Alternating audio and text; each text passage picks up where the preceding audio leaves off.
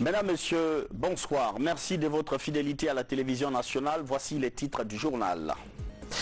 Ces observations du groupe national de contact sur la paix, la structure a organisé un point de presse ce matin pour faire le bilan d'une année d'activité. La communication était riche et variée. La dégradation des domaines publics maritimes, des environnementalistes s'inquiètent et convoquent une réunion de crise. Comment stopper le phénomène? Des propositions de solutions tout à l'heure. Cette statistique effroyable, 2 personnes tuées par jour. La tuberculose gagne du terrain en Guinée. Un rapport d'enquête vient de tomber et montre l'urgence des mesures à prendre. Voilà pour les titres.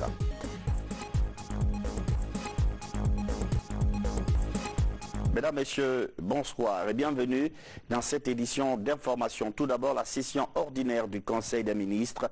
Plusieurs sujets étaient sur la table ce jeudi, dont la question de l'ANAFIC et celle relative à la réforme constitutionnelle. Daouda Tabansila. Le président de la République a pris acte de la volonté librement exprimée par la totalité des membres du gouvernement de s'inscrire résolument dans la dynamique du référendum pour une nouvelle constitution reflétant l'aspiration légitime du peuple de Guinée à se doter d'institutions et de lois plus adaptées à l'évolution de la situation socio-économique de notre pays. Le chef de l'État a rappelé les dispositions liées à la réglementation d'échanges faisant obligation à tous les acteurs économiques, en dehors des activités spécifiquement autorisées à cette fin, de procéder au libellé et au paiement des factures de prestations et de fournitures en francs guinéens. Le président de la République a insisté sur l'importance du programme en cours de réalisation des infrastructures communautaires sur le financement de l'ANAFIC, tout en rappelant les principes essentiels qui en régissent la mise en œuvre, à savoir, premièrement, le choix des infrastructures à construire doit provenir des besoins préalablement exprimés par les populations à la base et répondre effectivement à leurs préoccupations. Deuxièmement, la préférence doit être accordée aux entreprises, aux coopératives locales dans l'adjudication des marchés de construction. Troisièmement, des programmes de formation doivent accompagner les entreprises concernées afin de promouvoir l'entrepreneuriat local. Le président de la République a invité à la mise en place urgente d'une procédure réglementaire et d'une commission interministérielle destinée à l'indemnisation des personnes impactées par les projets publics. Le chef de l'État a invité le département ministériel concerné à initier l'élaboration d'un projet de loi relatif à la définition du concept de préférence nationale en matière d'adjudication de marchés publics aux sociétés de droit guinéens. Les ministres coordonnateurs régionaux chargés du suivi du programme des structures régionales pour le démarrage des activités de l'ANAFIC, qui ont fait un rapport d'étape de leurs missions respectives et présenté un compte rendu succinct de l'exécution de cette première phase d'implantation et d'inauguration d'ouvrages dans les collectivités locales.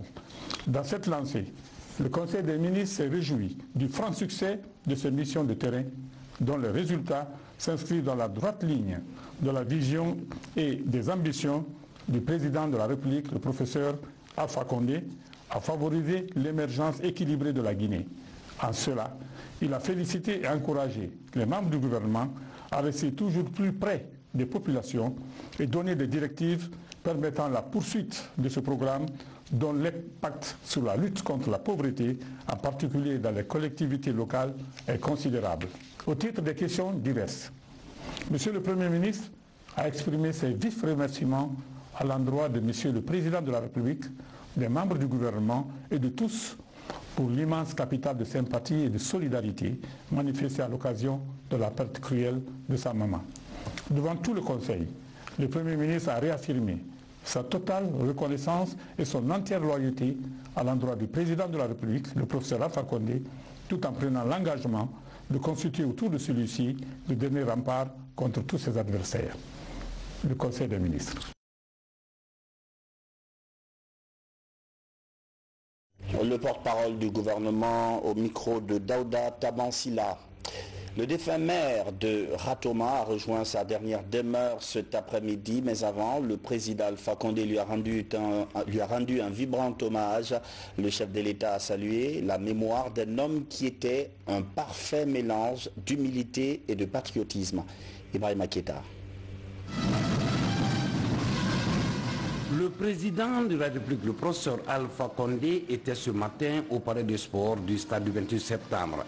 Le chef de l'État est venu prendre part au symposium organisé à l'occasion du décès du maire de la commune de Ratoma.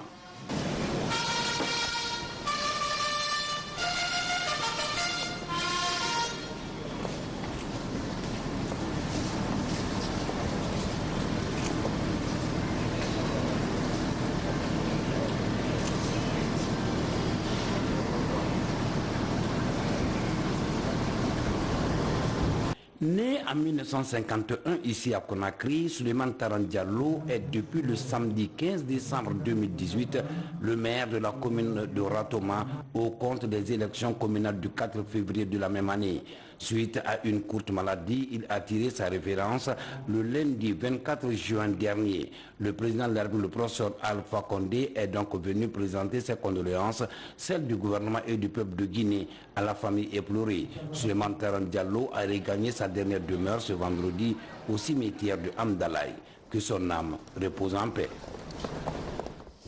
Comme on le disait tout à l'heure, avant de rejoindre sa dernière demeure, le maire Souleymane Taran Diallo, décédé lundi des suites d'un arrêt cardiaque, a eu droit à un symposium, plusieurs témoignages poignants et des anecdotes. C'est l'heure du grand repos pour le maire Taran. Je vous propose de suivre quelques-uns de ces témoignages.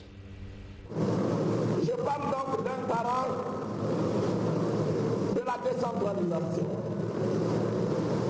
Le maire de Ratoma. Un grand maire, un maire exemplaire, un maire modèle, très disponible pendant le fur, respectueux de l'autorité administrative. Je dois surmonter la profonde douleur qui continue de m'étreindre pour célébrer la grande mémoire que nous laisse Souleymane Taran Diallo. Je vais le faire sobrement, au nom de tous ceux qui sont là, autour de son corps, par leur présence physique, par leur cœur ou par leur âme. C'est le moment de dire, comme son poète à l'enterrement de son ami, un père, un parent, un époux. Pour moi, c'était mon papa, mon père. Pas comme je l'appelais affectueusement. L'homme de référence, le géant dans l'ombre, de qui j'ai fait mes premiers pas. Celui qui m'a appris patiemment tant de choses, qui m'a donné l'éducation et les armes pour affronter sereinement la vie. Brillant étudiant et major de sa promotion, il a été retenu pour donner des cours d'université. Il devient, dès la rentrée de 1975-76, alors qu'il était encore étudiant diplômé, professeur assistant d'histoire de la philosophie moderne et contemporaine à l'Institut Polytechnique de Conakry. À la fin de son cycle universitaire en 1976, M. Souleymane Taran Diallo devient professeur de sciences politiques à la faculté agronomique de Sigiri. Dans l'actualité encore, le président Alpha Condé est arrivé à Abuja. Il doit prendre part au sommet des chefs d'État et de gouvernement de la CEDEAO. À sa descente d'avion, il a été accueilli par une forte communauté guinéenne vivant au Nigeria. Sanassi Keita. Pour la 55e conférence des chefs d'État et de gouvernement de la CEDEAO, le président de la République, professeur Alpha Condé, arrive ce vendredi 28 juin 2019 à Abuja, la capitale politique de la République fédérale du Nigeria.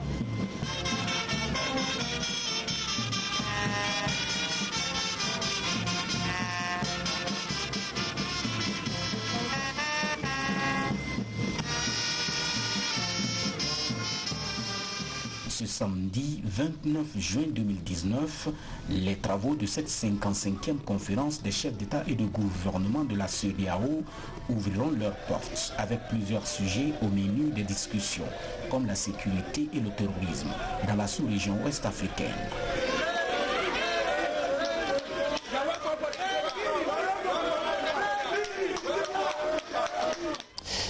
Retour à Conakry ce matin, les membres du groupe de contact national sur la paix étaient devant la presse. Une rencontre bilan pour faire le point sur une année d'activité. La structure a lancé ses consultations il y a un an et aujourd'hui, elle présente les résultats de ces rencontres. Tabassila. Conakry ce vendredi matin. Dans toutes les communes, des citoyens vaquent à leurs affaires, à la recherche du quotidien. Un climat de sérénité règne dans les rues grâce à la maturité naturelle du Guinéen et aux structures qui œuvrent à la consolidation de la paix. Parmi elles, le groupe de contact national, une plateforme lancée il y a un an pour renforcer la cohésion entre les populations et dépassionner le débat politique. Le groupe national de contact et de dialogue pour la paix a pour mission principale de contribuer à rétablir un climat de confiance dans le pays, rendre l'espace politique plus convivial et ouvert, où chaque citoyen, homme, femme, jeune, vieux, se sent partie prenante et participant actif et utile de la nation. Mise en place sur consensus des différents groupes parlementaires, la structure a eu plusieurs contacts avec des acteurs politiques et représentants du gouvernement. L'assainissement du fichier électoral, 1. 2. L'organisation des élections législatives. 3. La finalisation du processus électoral communal et communautaire. D'autres préoccupations figurent sur la liste des priorités des 12 membres du groupe de contact national sur la paix. Une autre rencontre avec la presse est prévue dans les mois à venir au terme de nouvelles consultations avec des acteurs politiques et sociaux. Et ce communiqué par lequel le ministre d'État, ministre de l'Hydraulique et de l'Assainissement, porte à la connaissance des citoyennes et citoyens de Conakry que la journée de participation citoyenne à l'assainissement de la ville de Conakry, dénommée Conakry Ville Propre, aura lieu le samedi 29 juin 2019 de 6h00 à 11h. Sont conviés à prendre part aux différentes activités dans leurs communes et quartiers respectifs toute la population, les institutions républicaines, les membres du gouvernement, les ministres conseillers à la présidence de la République, les leaders religieux, les organisations de la société civile. Par ailleurs, il est porté à la connaissance de l'ensemble des habitants de Conakry, particulièrement aux automobilistes et motocyclistes, de l'interruption de la circulation et du stationnement sur la chaussée de 6h du matin à 11h. Sont exemptés de cette mesure les usagers ci-après: les ambulances, les véhicules de sécurité, les véhicules diplomatiques, ainsi que toute autre personne disposant d'une autorisation spéciale. Le ministre d'État, ministre de l'Hydraulique et de l'Assainissement, sait compter sur l'engagement citoyen de tous les habitants de Conakry, car sans cette implication sociale, la ville de Conakry ne sera jamais propre. Qu'on a fait à Conakry le 27 juin 2019, signé en PO Mamadou Djoulde Diallo, le secrétaire général. La Guinée veut dresser un premier rapport annuel de performance du PNDES, mais en amont, il y a cette rencontre préparatoire. Plusieurs cadres de l'administration y prennent part. Maïmouna Bella Diallo. La fin du PNDES qui s'étale de 2016-2020 pointe à l'horizon. Ainsi, le ministère du Plan et du Développement économique ambitionne de lancer au titre de l'année 2018 le mécanisme de revue du programme de développement. Cette rencontre se fixe pour objectif principal d'outiller les structures techniques du ministère et les bureaux de stratégie et de développement des différents départements ministériels pour mieux contribuer à l'élaboration du rapport annuel de performance 2018. Il s'agira de vous présenter les principes directeurs sur lesquels repose le plan, le mécanisme ainsi que le dispositif institutionnel de suivi et d'évaluation du PNDS, le rôle et responsabilités des départements ministériels ainsi que des structures techniques concernées au niveau du MPDE dans l'élaboration du rapport annuel de performance. Enfin, on vous présentera le canevas de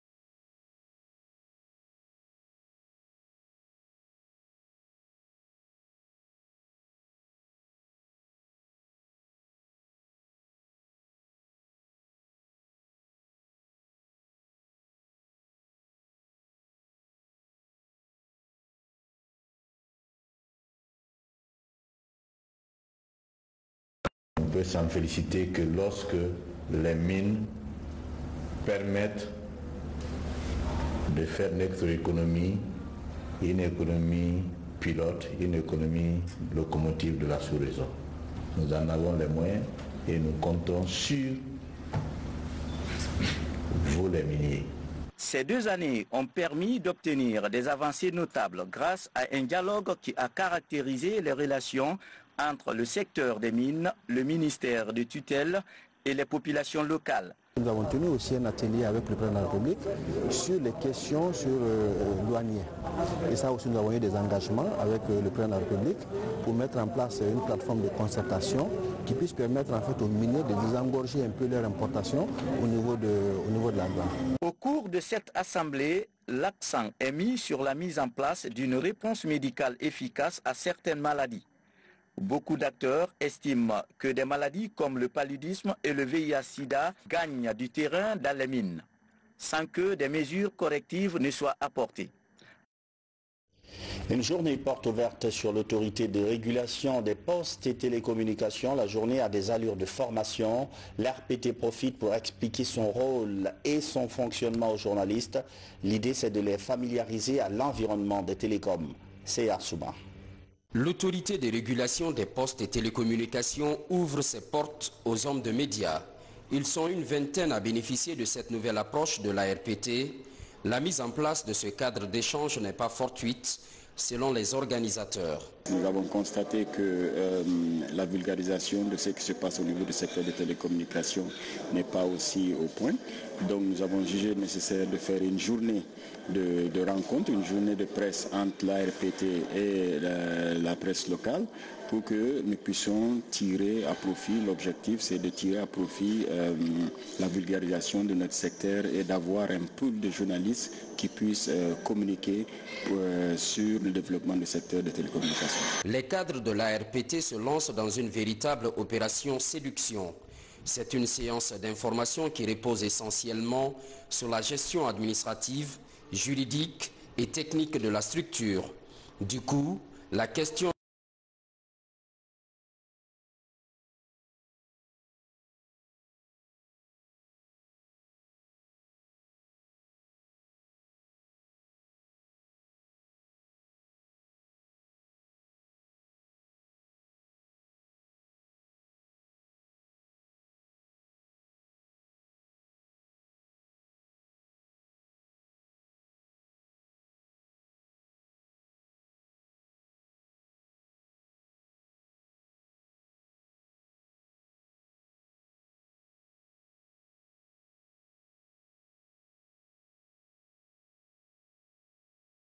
de visite par des journalistes.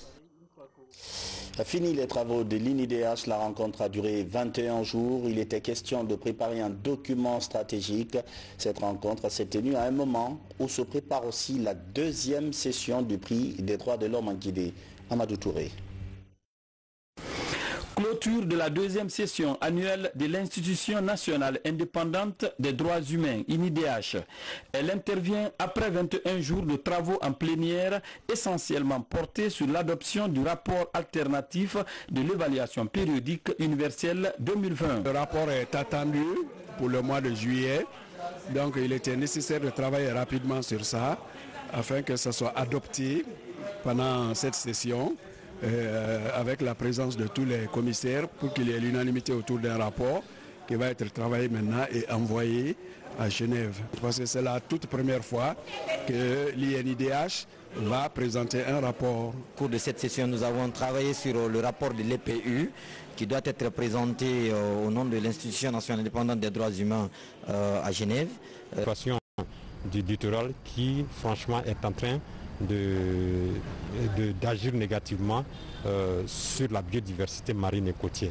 La présente rencontre a aussi permis à ces acteurs d'imaginer de nouveaux mécanismes permettant d'améliorer de façon significative la situation sur le terrain. Et puis ce communiqué du ministère de l'Environnement, des Eaux et Forêts relatif à la mise en application du repos biologique dans les domaines forestiers.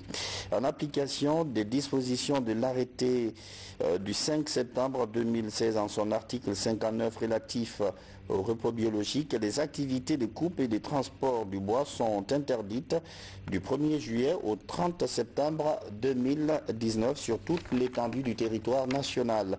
Le ministre d'État, ministre de l'Environnement, des Eaux et Forêts, se réserve le droit de saisie et de poursuite judiciaire contre tout contrevenant aux présentes instructions signées du ministre Oye Guilavogui. Des chiffres qui font froid dans le dos. La tuberculose tue au moins 2 personnes par jour en Guinée.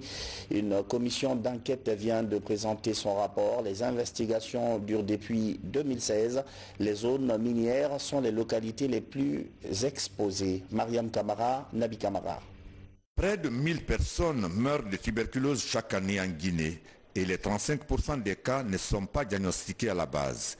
Une information communiquée ce vendredi lors de la restitution de la revue générale de l'évaluation externe du plan stratégique du programme national de lutte contre la tuberculose.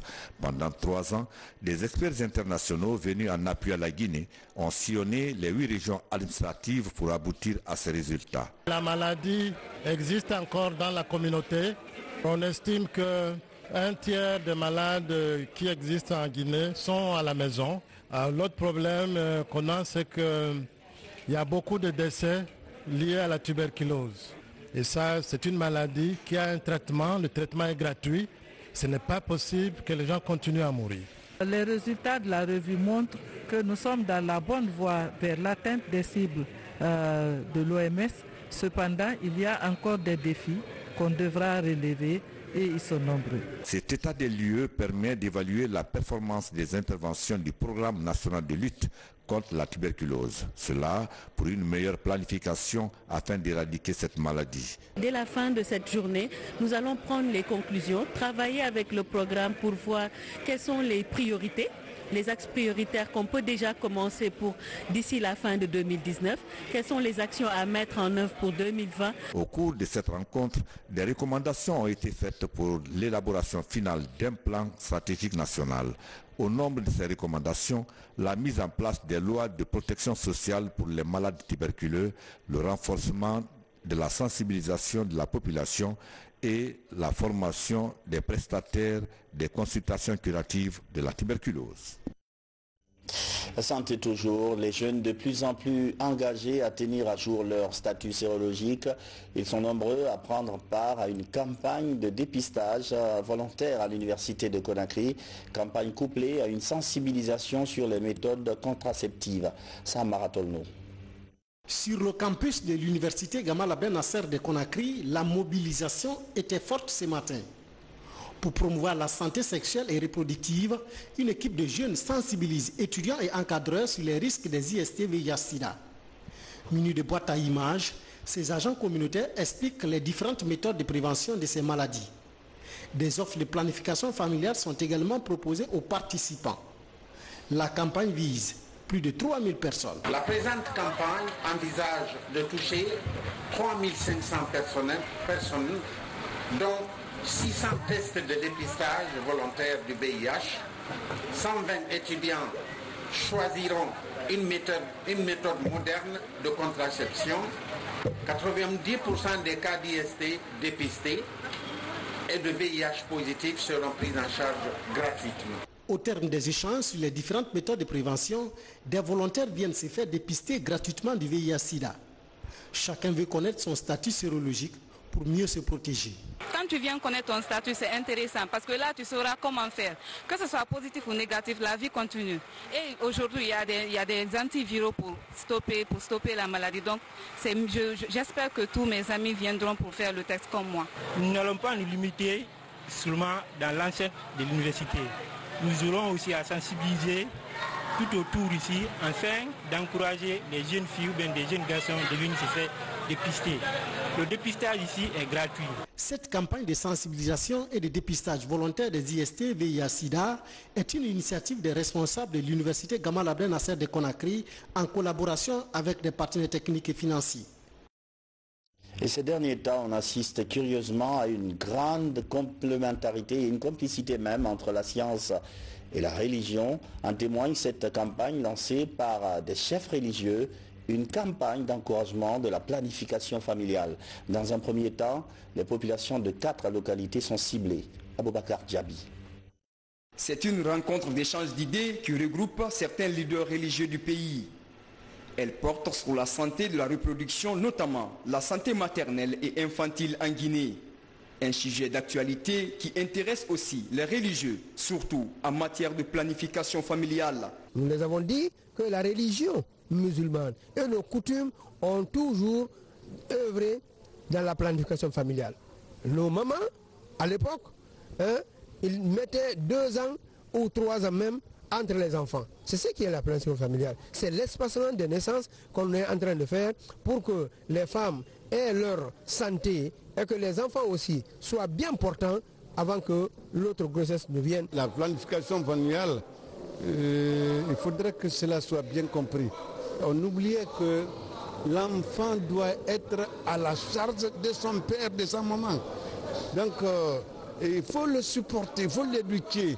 Il faut essayer de faire de lui un homme capable d'être utile à la société.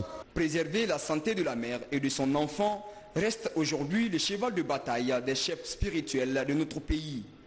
Le groupe des religieux pour la santé, le développement et la paix en Guinée mène cette campagne de sensibilisation à travers le pays. Ce que nous disons ici, c'est à travers le Coran et les hadiths et les autres religions aussi, la Bible et l'Évangile. On a une grande satisfaction parce que les imams ont compris que la planification familiale a existé et le Coran l'a bien dit, d'accepter l'espacement de naissance et le fait d'avoir la planification familiale, c'est pour une santé meilleure pour la maman, pour une santé meilleure pour le bébé et pour une vie meilleure pour les deux. Ces rencontres marquent la 2e sortie trimestrielle de ce groupe religieux du secrétariat général des affaires religieuses.